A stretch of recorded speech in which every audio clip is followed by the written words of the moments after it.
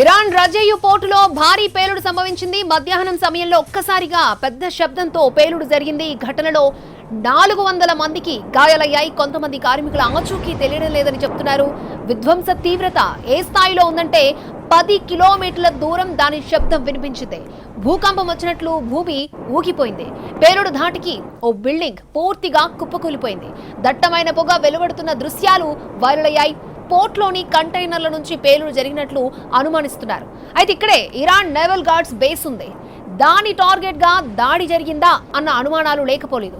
Iran America మధ్య 3వ దశ అణు చర్చలు జరుగుతున్న టైంలో పేలుడు జరగడంతో దీనికి ప్రాధాన్యత ఏర్పడింది.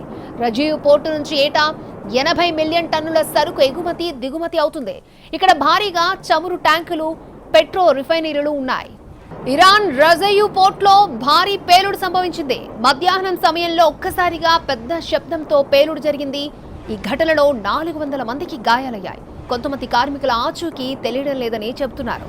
విధ్వంస తీవ్రత ఏ స్థాయిలో ఉందంటే 10 కిలోమీటర్ల దూరం దాని శబ్దం వినిపించింది.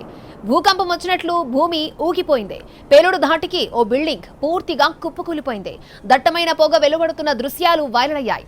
పోర్టులోని కంటైనర్ల నుంచి పేలుడు జరిగినట్లు అనుమానిస్తున్నారు. అయితే ఇక్కడే ఇరాన్ నేవల్ గార్డ్స్ బేస్ ఉంది.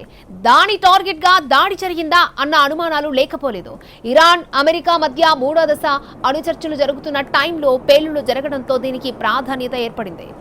రజేయు పోర్టు నుంచి ఏటా 80 మిలియన్ టన్నుల సరుకు ఎగుమతి దిగుమతి అవుతుంటుంది.